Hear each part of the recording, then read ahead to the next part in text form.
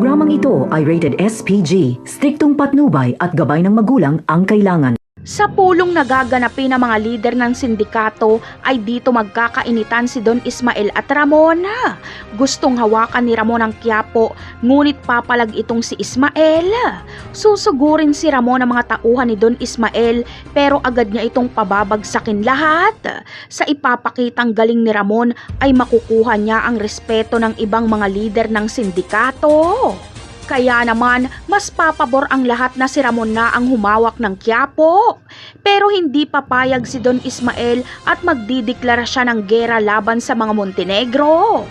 Samantala, sa gaganaping hearing kila Tanggol ay si Tanggol lang ang posibleng makalaya. Pera lang kasi ang nakuha sa kanya dahil si Enteng ang may hawak ng droga noon. At isa pa ay matalino ang abogado nila Tanggol kaya babalik ta rin din ito si Rigor.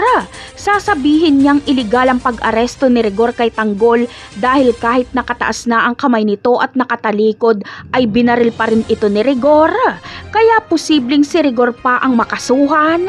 Ganon pa man ay ipapangako ni Rigor sa kanyang sarili na kapag makalaya si Tanggol at gumawa pa ito ng kalokohan ay papatayin niya na ito. Sa kabilang banda naman ay para masigurado ni Olga ang kaligtasan ni Bubbles ay sinundan niya ito hanggang sa makauwi. Pero unang pagtambay pa lang ni Bubbles kasama ang kanyang mga kaibigan ay napatrobol agad ito. Dahil may darating na mga siga at pagtitripan sila. May dala din itong baril pero mukhang papalagan ito ni Bubbles.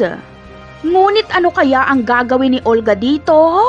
Panonoorin niya na lang kayang makipaglaban si Bubbles? Malamang ay hindi. Dahil makikialam si Olga at siya mismo ang magtuturo ng leksyon sa mga siga na yon.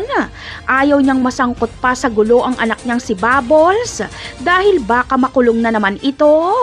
Napakarami pa nating dapat abangan sa mga susunod na episode. Paalam!